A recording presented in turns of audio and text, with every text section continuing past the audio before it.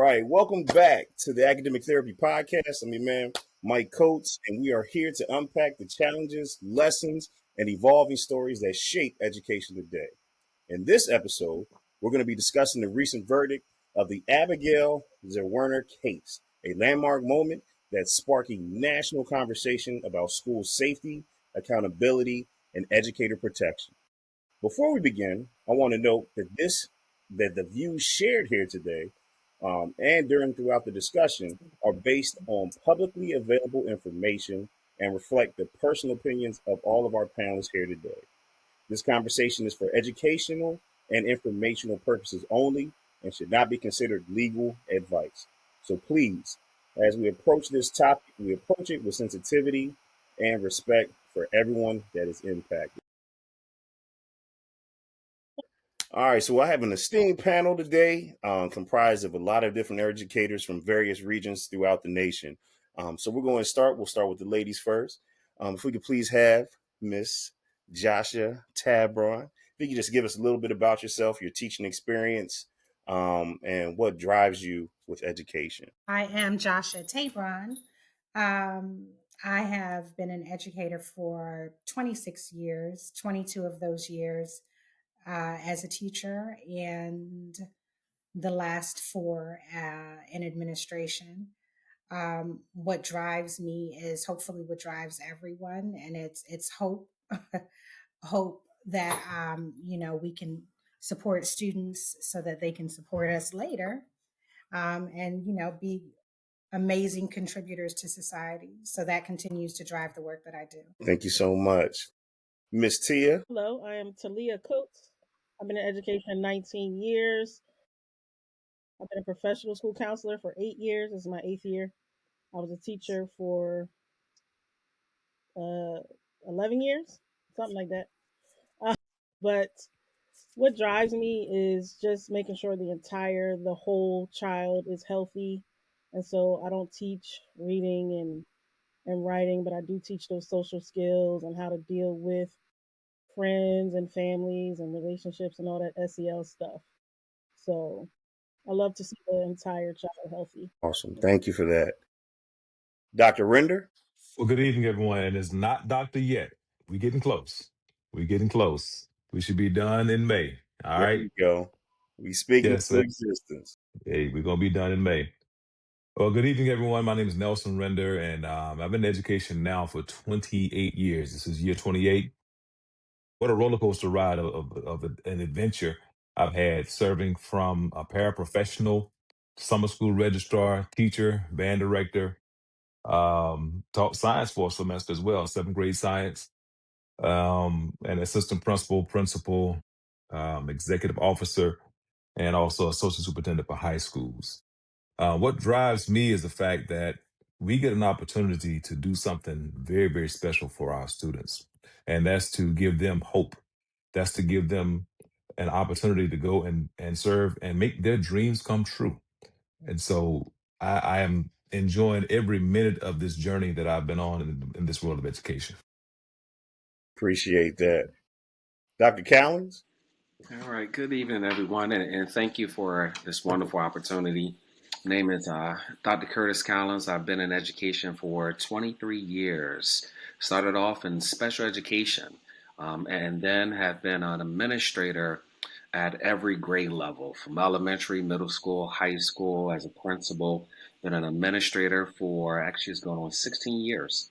16 years, and then also an author and designer of trauma sensitive schools. So, what drives and motivates me is that when I work with my children, I always see characteristics of Curtis. So, I just chuckle inside, and I'm always trying to make sure that I help them become successful. Awesome, awesome. And Mr. Young. Good afternoon. My name is Marcus Young, and I've been in education for 23 years. I've been in administration for 11 of those years. And what drives me is the opportunity to impact lives daily, whether it's students, whether it's teachers and their families, the ability to change a student's trajectory academically as well as emotionally, and just seeing a child grow from a sixth grader that's scared to go to, walk to class, to eighth grader that is a leader of a building. That's what really drives me, and it's driven my work since I've been in education. Thank you all. Really appreciate your dedication to the future.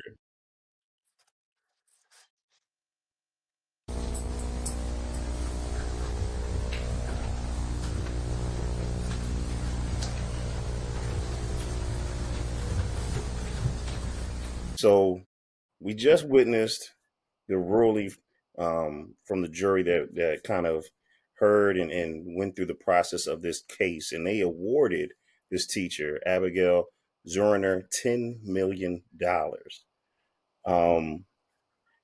this case strikes real deep, particularly with educators nationwide.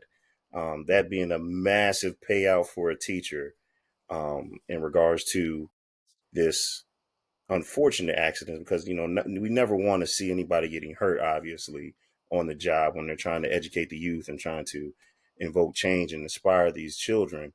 And nobody expects to come to work one day and potentially lose their life by the end of that day. But is this a wake up call for how we should think about safety and accountability inside schools? Soon to be Dr. Render, I know you serve on a very high level within the central office of the school district that you service. What's your takeaway from this?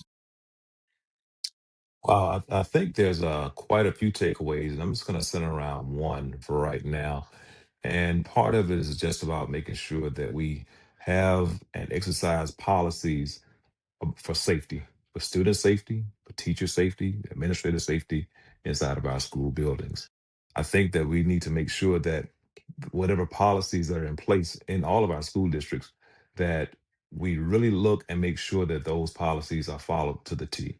And also make sure that people are trained on them, because part of the training that goes down is important to make sure that those things are followed. Um, from from the level where I sit, so I'm a principal supervisor, and from the level where I sit, it's important for me to continue to echo to the principals to think about, you know, every waking moment, that when parents send their children to us, we want them to go back home safely. When teachers come to us, we want them to go back home safely to their families. When assistant principals, instructional coaches, everyone in that building, custodians, cafeteria workers, when they come to us, we want them to go back home safely. And so that's the thing that we have to continue to make sure. And again, from my lens, is to make sure I echo, don't forget about these drills. Don't forget about looking at your safety. Don't forget about making sure your doors are locked in certain places. Just make sure that we continue to make sure that the school environment is a safe environment for what's happening. I mean, almost on a daily basis, we see in the news about school shootings. We see things that happen with people just outside shooting, disputes, fights, all kinds of stuff that's happening. And we have to keep that lens of safety um, at the forefront when it comes to making sure that our schools are safe. Appreciate that.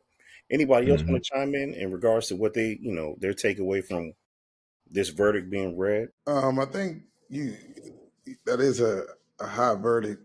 I think what the elephant in the room that people may not see is, I think, race and gender played a big part in this. The shooter was an African American. The teacher was Caucasian. I remember growing up in the school district in which I work at, and I remember a teacher going into one of the bathrooms and getting shot by by the kids in the bathroom, and there's no way that man got $10 million.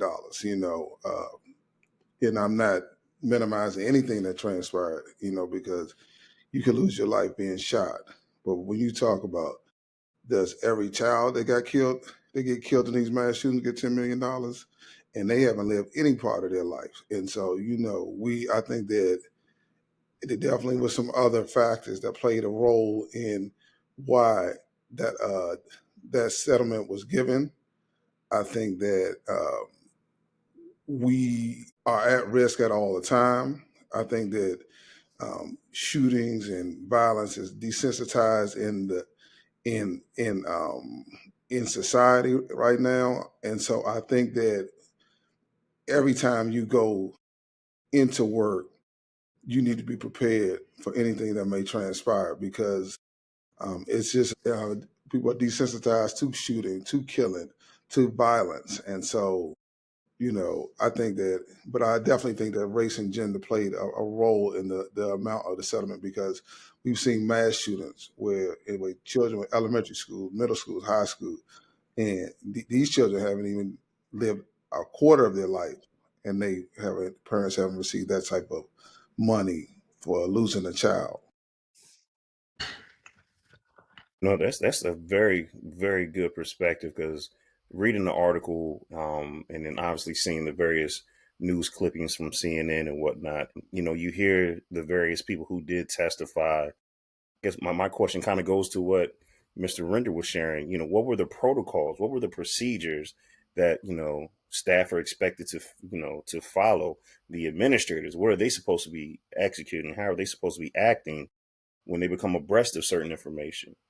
Um, and I do get that perspective of, these are the babies and we don't want to, subject them to this, type, this side of society where they begin to feel criminalized at a younger age. However, when we're getting information in the realm of education about somebody may be on school grounds on campus with a lethal weapon or a lethal object, I think, that mindset has to kind of go out the window if it can't be modified at this. But I think the preservation of life has to take a more priority role in the decision making process when we're saying, hey, we believe this kid or somebody on school grounds has this, that, and the third that could potentially harm life. I think we need to really act more swiftly in certain situations. But I mean, you say that, Michael, but I just experienced a situation probably about 2 or 3 weeks ago. It was 3:05. We dismissed at 3:10.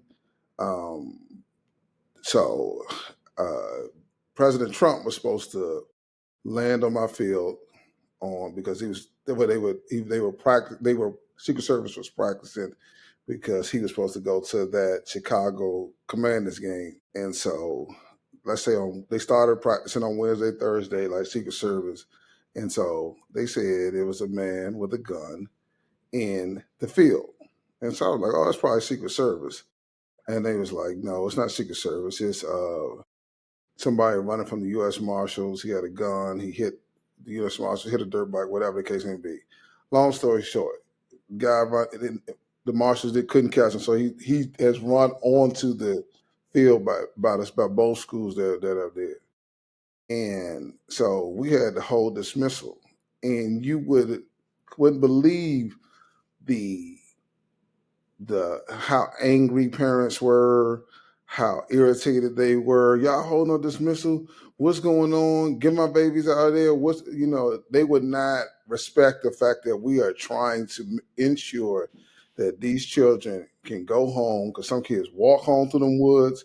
Some kids, this dude can come grab somebody and get them hostage, hold them hostage so they can get away. And just the impatient behavior that that was exhibited by the adults and some of the children, of course, in the school, but definitely the adults outside the school makes so we talk about safety and everybody seems to want safety, but when they're inconvenienced, they have a problem.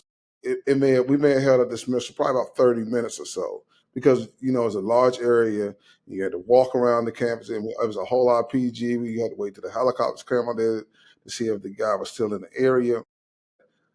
It was harder to control the adults outside that was there to pick up their children than it was the kids inside. Now, let us have released start dismissal, and one of them kids got held hostage or something like Mm-hmm. that. Then they done saying what we are doing. We got to listen to the protocol and so forth.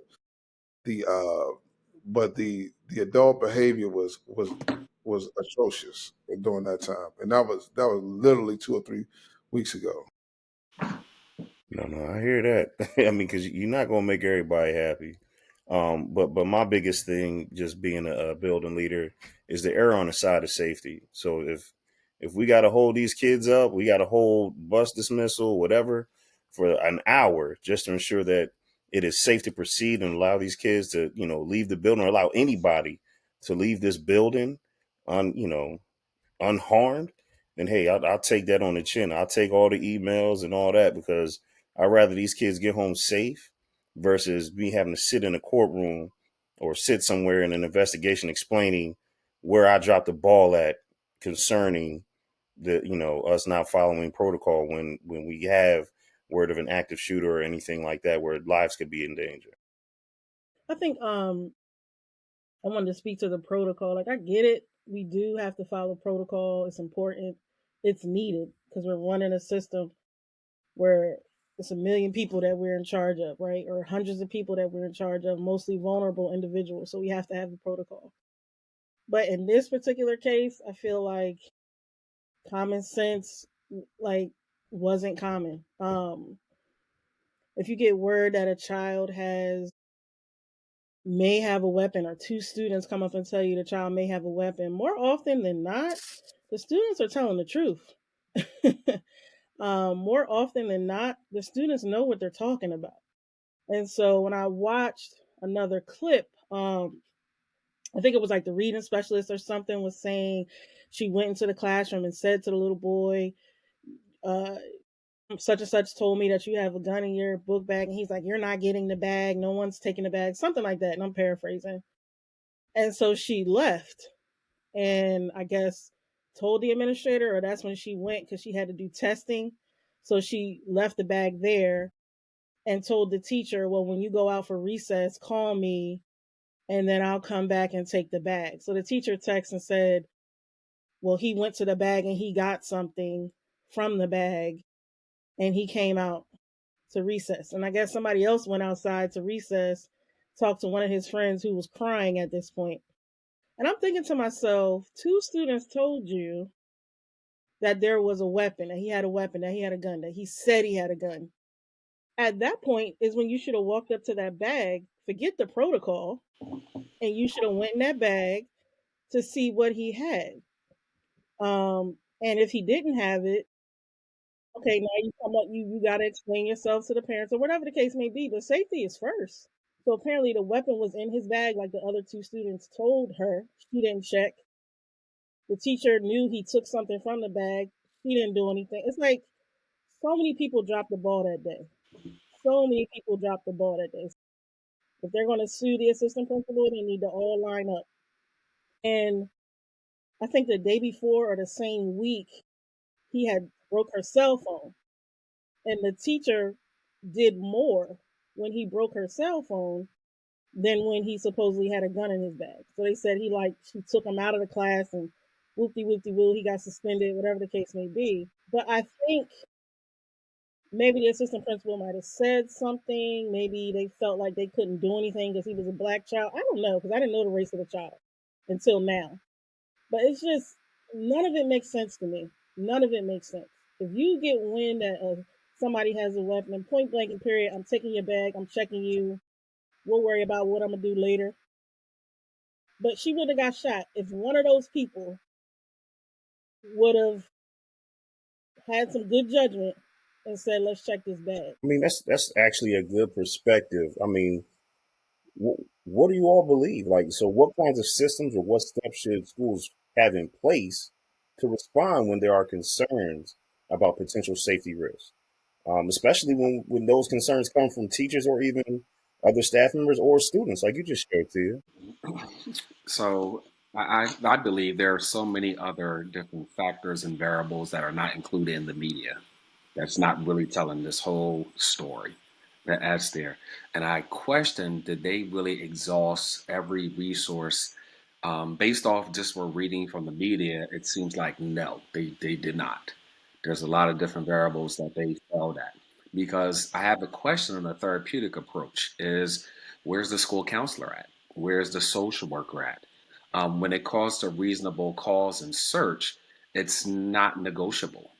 So it's pretty much where we have here's how we're gonna pretty much just operate this. I'm gonna conduct the search.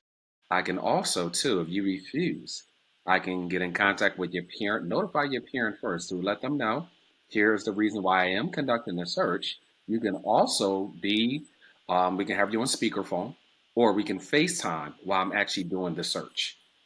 If you refuse to do that, I am informing you that I will call the local authorities, and the local authorities will search you right now. So let's decide right now because that's what's occurring. But I would also, my approach would be I would get the school counselor or the social worker first because I need to mitigate if there's any type of frustration or fear with that particular child. We don't know what's going on at home on why that child has taken that weapon from the mother's purse, allegedly what was written in the media. So I would use that component. Plus, if I know that this child is exhibiting anger towards me, I would then tap in another administrator because my whole obligation is to de escalate the situation. So if I'm a trigger based off of previous experiences with the child, then I want to bring in someone else that's a trusted adult that can be able to help this child relax while we conduct that search. So it's really a non negotiable. The other part, I'll leave that for as we continue on. But I have some other pieces to this that's dealing actually with race. Hmm. If I may, I want to just kind of piggyback on that because I think there's some things that we could think about when it comes down to this case on on how does a child like that gain access to a weapon, Mm. right? How does it gain access to a weapon? And and I think that, being a person who's worked in urban school districts for all of my life, I know that there's an opportunity for us to continue to teach our children and to teach our parents about the responsibility of doing the right things and being safe. And I'm talking about to the point where when I was an assistant principal, I've been in a situation where I've had to literally wrestle a weapon out of a child's hand, wrestle a gun out of a child's hand. And while he's struggling with me, the officer is behind me and he takes his gun out. And so I'm in between, like, okay, am I gonna get shot by the kid or I'm getting shot by the officer? And so the thing is, I just want to make sure we bring that into play because it should not be where a child has more access to a weapon or to a gun than they have access to a high school diploma. All right. And I know this is an elementary case because the child was in elementary school, but that's the thing I'm looking at is how can we make sure that our students and our parents continue to teach them about doing the right things and having the integrity of not even wanting to put their hands on a weapon. The other perspective I want to put out there with this case is how does it really truly frame decisions that superintendents, school board members, how do they make decisions about some of the oversight of the safety plans, the policies, the emergency management crisis plans, and then the professional development that goes into these kind of situations so that that assistant principal can take advantage and say, hey, someone say a gun. I know what I need to do because I know this is step A, B, C, D, all the way down to Z on what I need to do. If someone even says the word gun and mentions it, here are the policies, here's the protocols, here's the emergency plan I need to follow. And I think that goes into place in making sure that we continue to train our our school leaders. No, that's a great point. So, I wanted to really piggyback off of what Mr. Render was saying because I think he shared something that I think a lot of people don't understand, and I believe Dr. Collins can really, um, appreciate this perspective of now. Are we asking staff to jump in? Like for that example you gave, Mr. Render, where you said, "I'm wrestling with a kid as a teacher to remove a weapon, and now I got officers trained, they're zeroing on me. Not to say that they were pointing at the back of your head type stuff, but they have their weapons out in those situations. So now, are we saying with a verdict like this, where an individual, whether it be for negligence and whatnot, but basically did not act what people perceived as being an appropriate course of action for something being reported to them about life being in danger? Can educators now be in the back of their heads thinking, well, if I don't do something, or if I'm just, let's say just a bystander, like, look, I'm just here to make sure other kids don't get hurt, I can potentially be sued now and held liable for negligence. Like for me, that's where my head goes. Like now, as an educator, if I don't do something, and let's say if I don't go and check the bag, if I don't grab this kid and try to wrestle a gun out of hand, if I don't do anything like that, I could potentially be held liable Well, in but incident. you know, as being in education as long as you have, I mean, how many teachers told you I'm not breaking up no fight? How many administrators said they not breaking up no fight? You know, and so they're gonna wait for security to come. So that's just a fight between two students who may Mm-hmm. be the same age or whatever the case may be. And so I when I first became a principal, I had to say, you know, it was a boy fighting a girl, and one of the female APs said, I'm not breaking up that fight. And I said, but what if that was your daughter on the ground when he was about to punch her? You know what I'm saying? How would you react as a parent? And that's when it kind of clicked a little bit. But you know, a lot of people, a lot of educators do not jump into skirmishes or any type of conflict among students, among staff, and so I don't know if you can make a judgment any if you're gonna make a judgment anyway. I mean, I jump in it, you know what I'm saying, but I don't know. I don't even think they would. Sometimes they don't even stop two kids from fighting. You know, they'll call security, call for the administrator, but that by that time that administrator, that's 2 or 3 minutes into a fight, somebody right getting beaten to a pulp. You know what I'm saying? Like Before anybody intervenes, right? before Yeah. anybody intervenes into the fight. Oh, that's a good point. That's a very good I'm point. I don't think we I do not have an expectation for educators to break up fights. If you break up the fight, I am very thankful that you are helping, but That's a very good I point. agree totally with you. And I yeah, get and I uh, think she actually is. I think there is a union in her school district because I believe from a report that I read, they shared that the union will cover a certain amount of this $10 million because this is a civil suit Mm. against her specifically, and then there's a criminal suit coming or a criminal case coming up later on that they're still trying to work out. And like you shared, the mom also got two years, I believe, of jail time as well. But this is just unfortunate that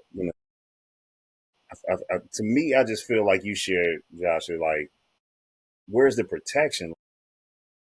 There's so many things that could potentially be happening with you. Yes, if you hear about the nature, somebody might have something that could harm people. Yes, you want to put that the list, the top priority. But I think in a lot of elementary schools, and please correct me if I'm wrong, anybody, they typically don't have a security officer or what we would call a school resource officer as well. Yeah. Mm. Don't tell me somebody got a gun. you gonna shoot them first, ain't you? Like what? No, sir. Told me Yeah. when you go on recess. No, give me your bag. I'm taking your bag. Like, I mean, any I can't believe the teacher ain't go grab the bag. You know what I'm saying? that's Man, what I'm saying. Like, and they showed the Hey, you don't have to tell me nothing, man. Like I ain't calling all them people. you Everybody else, ask him, he got. Bojangling. I'd have went and got the daggone bag. Like, look here, I'm Shaw. gonna ask him. I'm gonna take your bag. No, you're not taking my bag. He's a give me first that grader, bag, ma'am. He is dog. I not a remember we six we foot. caught a kid. We caught a kid with a gun when I was at we caught a kid that came in with a gun. All the kids were saying like, man, he didn't post pictures of himself right before coming to school. He got the gun on him now. So we was waiting on him. Mm-hmm. As They soon as he didn't. stepped foot in, like, yo, come here. Security hemmed him up. The other one pat him down, found a joint right in his ankle. Damn. Like, yeah, My you gotta assumption go. is I didn't know the child was a black child, but my assumption is he kept getting in trouble, and I feel like the administrator might have came down on them, because they're white, he's black. Maybe she said something like, "Y'all trying to criminalize this?" Something. It's just the way they Mhm. were testifying was like, Right. "Well, I told the administrator. I told." It's like, nah, something ain't right. Hmm. But I mean, but I guess on the flip side, like we saying, you know, the boy he has a gun, and I agree, nobody that young should have a gun, but we see Caucasians post pictures all the time of 6, 7 year olds out there hunting with guns with their dads, and you know what I'm saying, in their army Mm-hmm. fatigue and all that Hmm. stuff like that. why is that okay? Why is that okay? I mean, I can say because, well, I would say it is okay to teach your child about gun safety, especially if you have firearms in the house. And we've been to the gun range. I've been to the gun range and seen children at the gun range. And my first thought was, oh, wow. And my second thought was, I mean, okay. And um, that was something that I recently said to Mike, like, oh, we got to teach this. We got to teach our daughter about gun safety just in case, she's getting older. She might go somewhere. She might see something. So, I mean, I don't think it's anything wrong with teaching gun safety, but when they smuggling stuff out the house, like they shouldn't have access to it. They shouldn't just be laying around willy nilly. They shouldn't know the codes to get it. They shouldn't. I mean, first graders smuggle stuff out the house. I have a second grader. I check her book bag all the time because I'll find $20 that she done took out her piggy bank, or just different stuff from around the house. My lip gloss that she wants to take to school. But a gun? I mean, but then going to your comment about like taking those gun safety classes, the first thing they tell you is to keep it locked up. Yeah.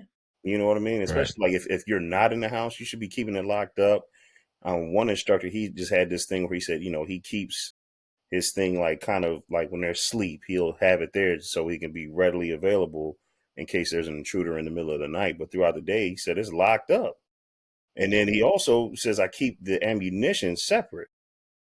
So I mean, it's things like that when you like, how did the kid get the gun? Like, how did the kid get the gun? Was the gun loaded already when he took it? Was he aware of like if it wasn't loaded, he's aware of where the ammunition is as a first grader, 6 years old, And then furthermore, it was reported that this young man already had issues with this particular teacher as well. Yeah, Had he had said he was gonna shoot her. He said he had, was yeah, gonna he shoot had took her phone or something. She went above and beyond to get the phone back. Um, and then it was just kind of like he's coming right back to her class after that incident. And then, like you shared, he made the comment, I'm gonna bodily harm this teacher." I think that's a really good point. It says that he got the gun out of the mom's purse. That was one thing, right? So it's probably already in there loaded. I mean, kids are very skilled. I just do not imagine that he loaded the gun, knew how to do all of that. Um, but I mean, this can go into a whole nother situation, talking about gun safety, right? If we know that a lot of our schools, inner city schools, have issues with gun violence, and we are in no way ever going to be able to get laws passed where, we are limiting the amount of guns people can buy or how they're held. Like, we can't control those things. Maybe we need to bring some of those gun safety programs into schools so that if students are not being taught those things at home, that in school, that's part of the curriculum where they're learning about gun safety and what to do if they encounter these weapons or if they're in the neighborhood.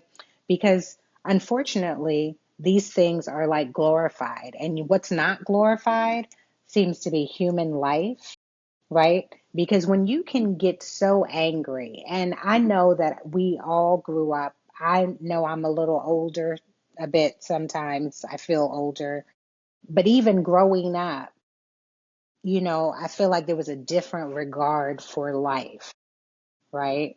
Um, you could have a fist fight, you could do all of those things, but there was nothing that we were doing to make sure that other people's children no longer existed in the world or other people's family members would no longer exist.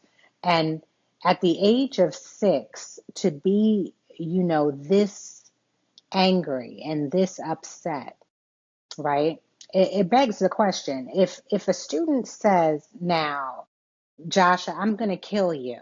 Tomorrow I'm coming to school and I'm going to bring a gun and I'm going to kill you.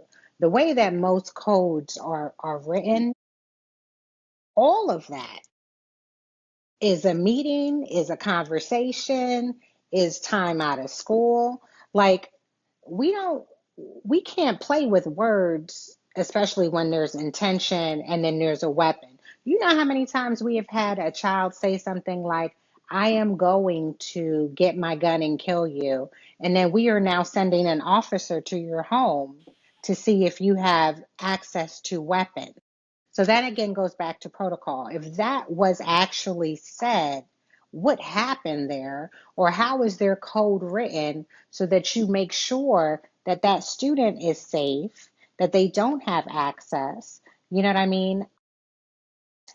I just think that the ball has been dropped a lot of places. And I get it, like a lot of times in small town schools where, everybody knows each other, this could be the bad kid, like the kid with the problems. But then that just goes to show that the ball has been dropped way too many times. Way too many times, because what kind of services was this student getting? I just I've seen 6 year olds throw tantrums, do all kinds of things, but never in my life have I been afraid of a 6 year old. Never in life. That's true. Never in life. So, I mean, what does this speak to in regards to this court decision? So, what do you all think? Like, what will be the influence on how school districts nationwide prioritize educator protection and safety policy? It's going to stay the same. It's going to stay the same. I I mean, mean, you can have I mean, I agree. I agree with you. I mean, we've had mass shootings, people get shot all the time, and nothing ever changed. I mean, people are outraged at the time, but nothing ever changes. They don't change gun laws. They don't.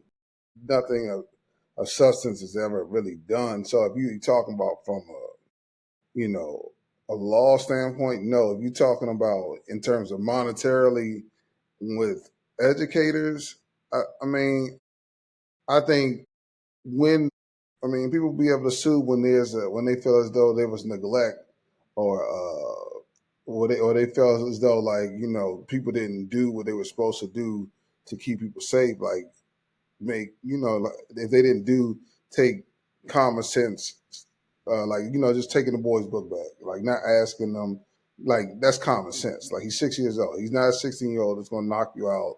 Or you need security. He's 6 years old, so you can just take the book back from him and just suffer the consequences. Like so I think his age also played a part in that because it wasn't an intimidation thing that they couldn't do. It's not like an 18-year-old high school student who played on the football team. This is a 6-year-old with adults. But I think that like in terms of holistically and just in school, I don't think that I think we've all become in my 23 years from when I first came into now. When someone says they have a gun, we all know to take that seriously because we've seen so many mass shootings. We've seen so many things happen at a school and people get in trouble for not taking it seriously. So I think I can't believe that this actually happened. But I think the young man's age was one of the reasons why it probably happened because they probably say, no 6-year-old got no gun. I think that probably was, they probably was dismissive of the seriousness of it because of the age. You know what I'm saying? When you talk about kindergarten, first grade, we look at them children say anything. You know what I'm saying? Like, he got a gun. He said he's gonna shoot me. He said he's gonna kill me. And they probably like, oh, he just talking. He ain't doing that. And then it actually happened.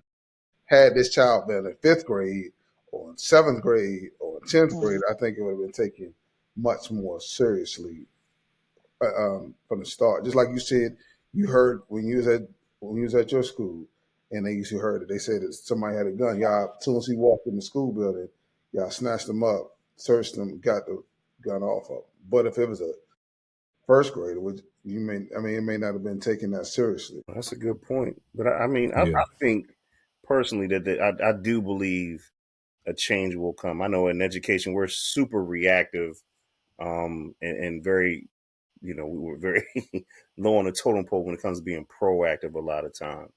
And I truly believe that's because a lot, when it comes to schools and whatnot, you don't really know what to plan. Like you don't expect to plan for a kid coming to school with a gun to harm somebody. Like, for me, that was unheard of until Columbine. And then after Columbine happened, then it became something that became an extreme trend. And now it's like every year you hear about a school shooting of some sort or a mass school shooting, which is it's extremely tragic. But I think it's this is going to cause change. I think, like particularly in the school district I work for, um, last year they had this entire rollout of these metal detectors, what they call security enhancements, due to the fact of all the um, things happening nationwide, but also within the school system itself. A lot of students harming other students with some sort of a weapon. So they did roll out a mass, security enhancement protocol, particularly through middle and high schools. I don't believe any elementary schools received these devices.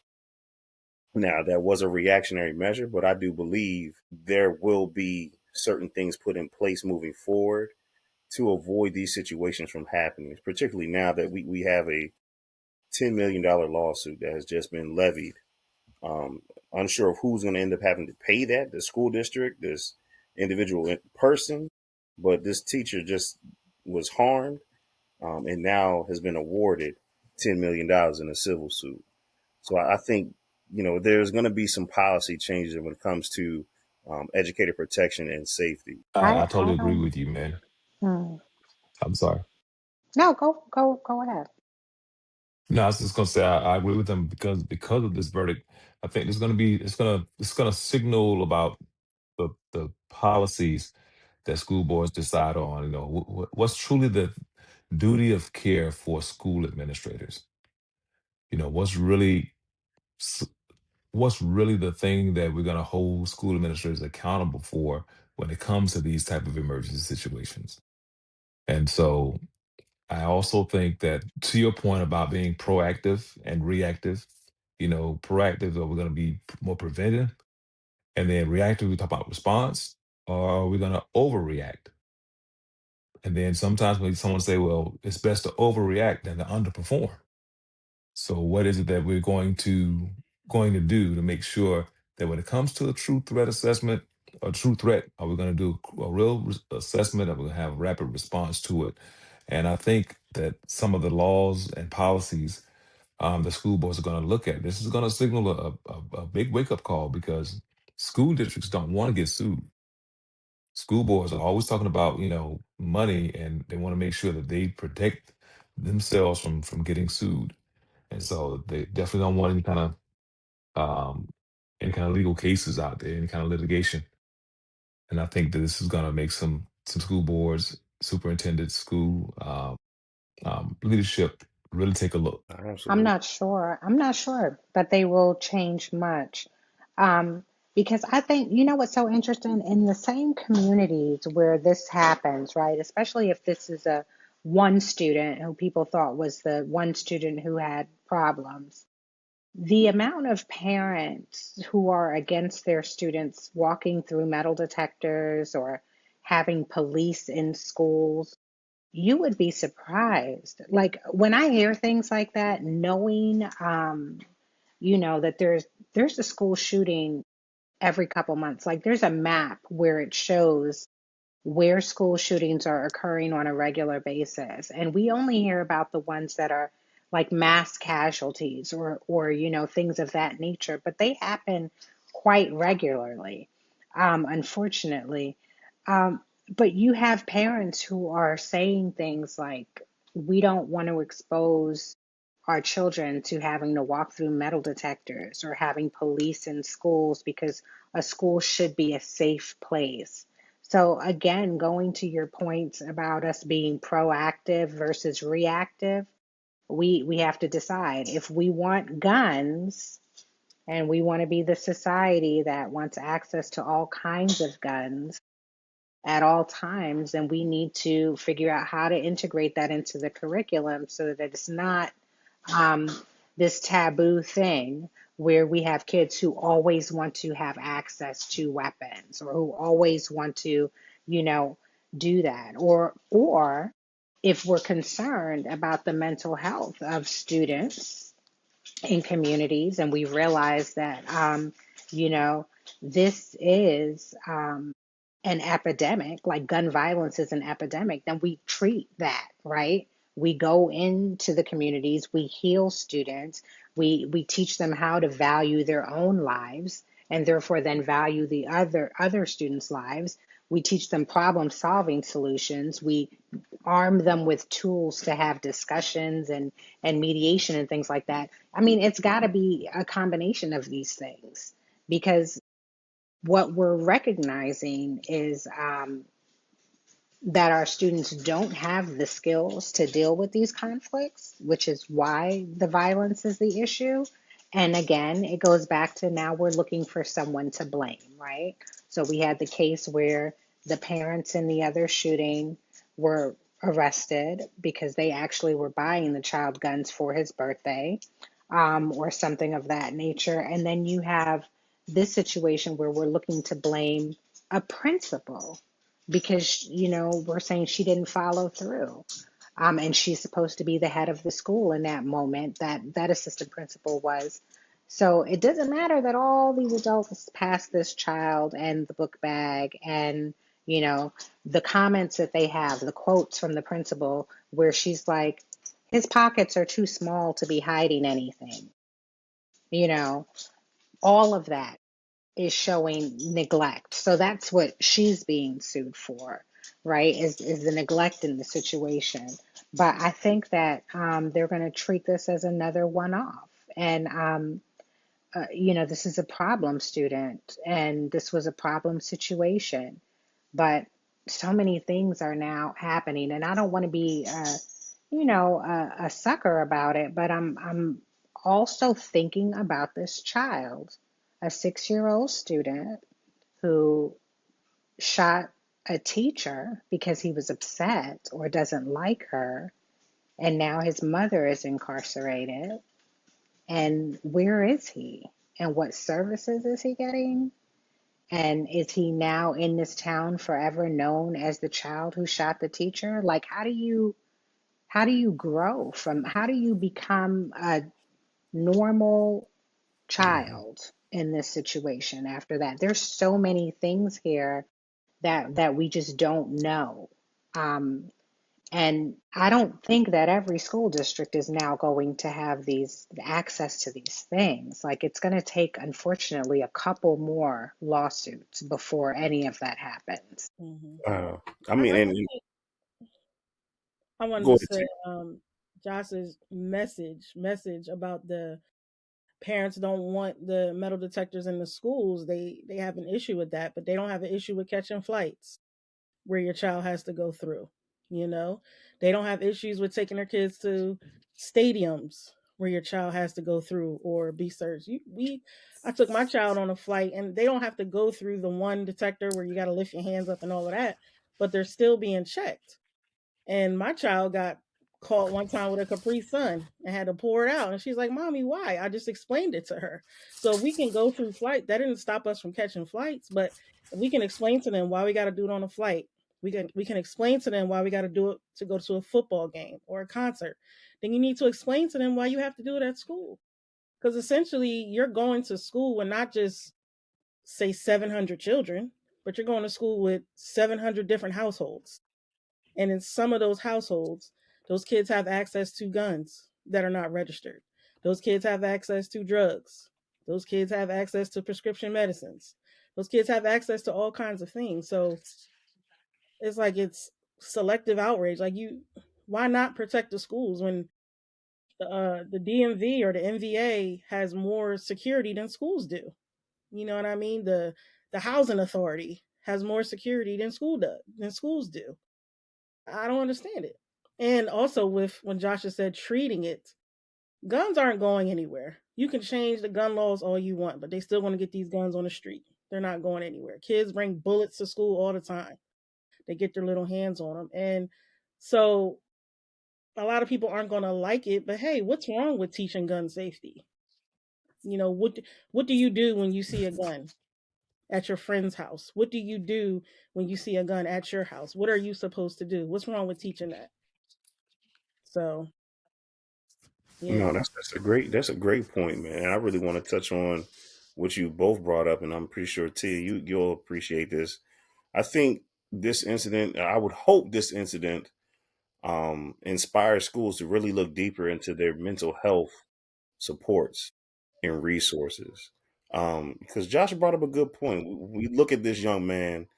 Now he's forever labeled that kid that brought a gun to the school, that kid that shot his teacher. And how's he supposed to bounce back from that? We don't know too much about his upbringing. We don't know what was going on in the household. We don't know how he had access to the gun outside of it was in his mama purse and he knew that.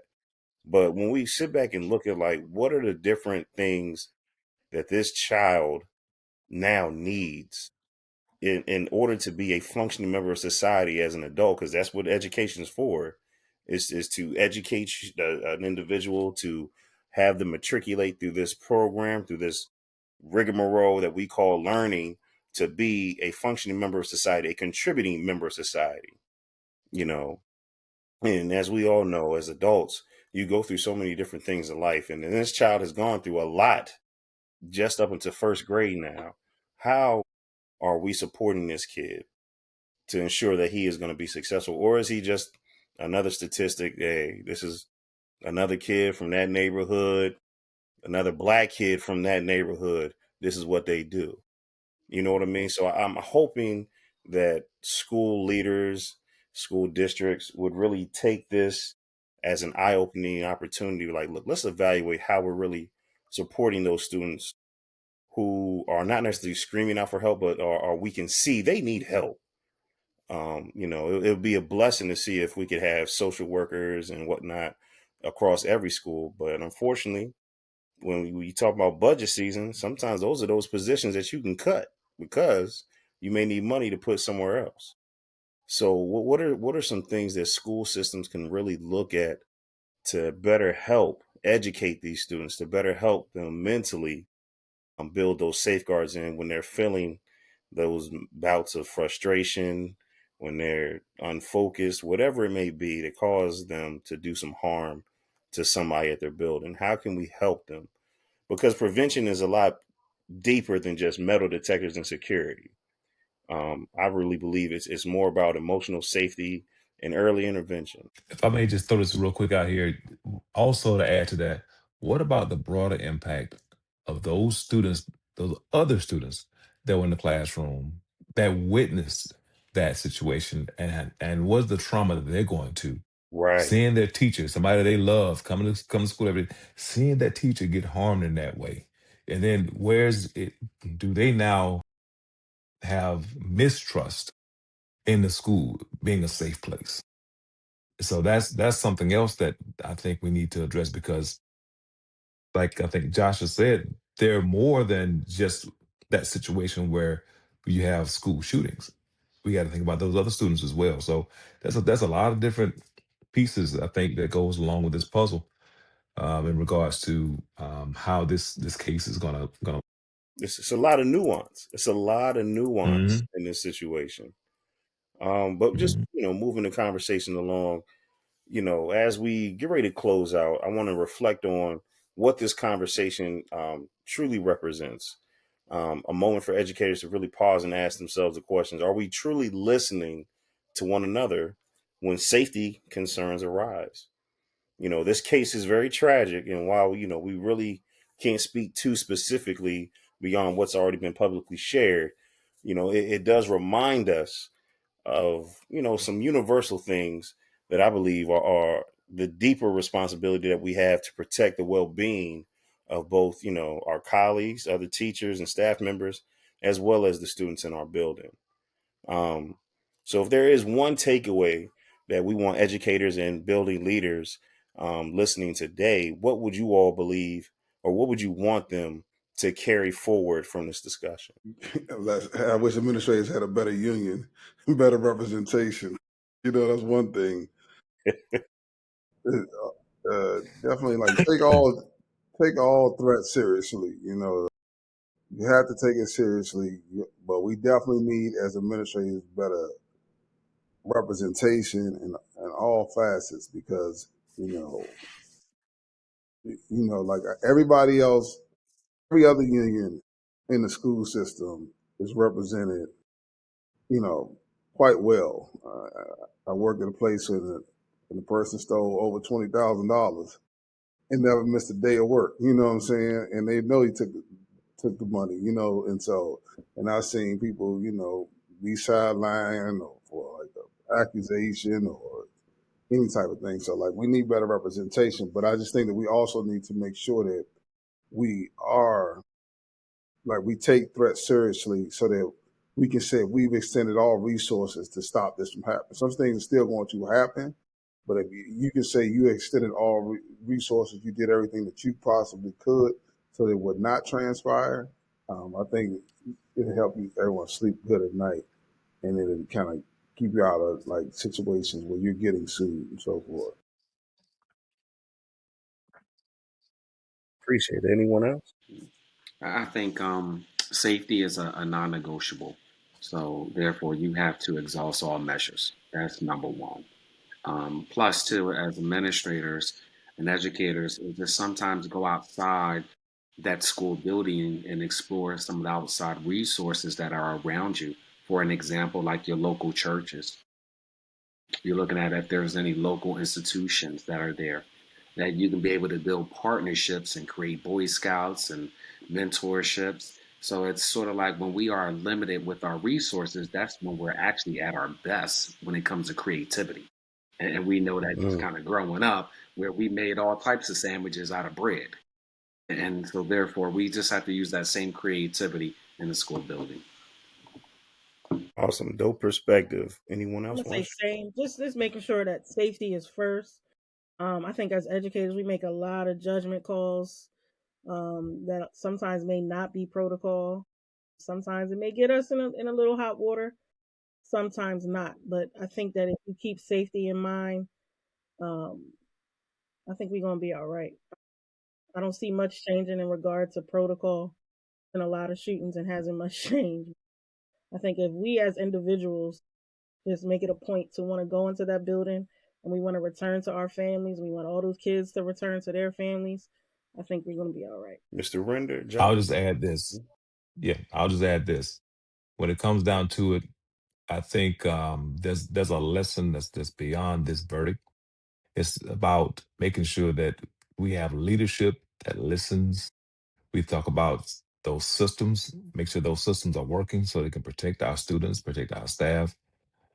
And it should be a call to action for us to lead with vigilance, to hear every type of emergency or threat and really move with vigor on that, but also with intention and empathy. You know, we can't predict what's going to happen inside the schools. We can't predict what's going to happen the next day, but we can protect the integrity of our processes and our protocols when we do this in the most responsible manner. I would say that would be something I would want to share as those people who are leaders in schools right now. Be those leaders who really listen, and be those leaders who listen and follow those protocols. I agree with that 100%. I think you have to look at the culture that you're created in your building in. as an administration, as an administrator, and you don't want to create a culture where some voices feel that they're not heard, right?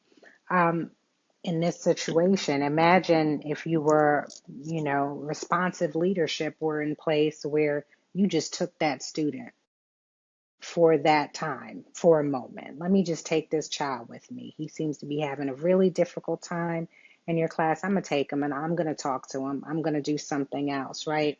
One, that teacher would have been safe. She would have just felt like listened to and supported in that situation. And at the same time, you would have supported that student in that moment of crisis, and he probably would have made a different decision or maybe been able to talk to you, and then you would have gotten a weapon from them. So in terms of thinking about the culture in your building, one, yes, everybody is here to get back home to their families and be safe. And also, every single time that you feel like you're overreacting, you just got to keep in the back of your mind it's better to overreact than, play Monday morning quarterback talking about what you should have done. Mm, talk about it. Well, again, thank you all for bringing such amazing perspectives, bringing such heart and professionalism to such a difficult conversation. And as we close out, man, I just want to, I hope that today's conversation gave everyone perspective on what the Abigail Zerwer verdict means for educators, for schools, and the systems that support them. As always, our goal here at the Academic Therapy Podcast is to provide thoughtful dialogue that helps educators reflect, heal, and grow through shared understanding. The views expressed in this episode are those of the host and its panelists based on publicly available information and are not intended as legal advice. So we thank you for joining us in approaching this sensitive topic with the empathy and professionalism that define our community of lifelong learners. Until next time, I'm Michael Coates, and this is the Academic Therapy Podcast. Peace.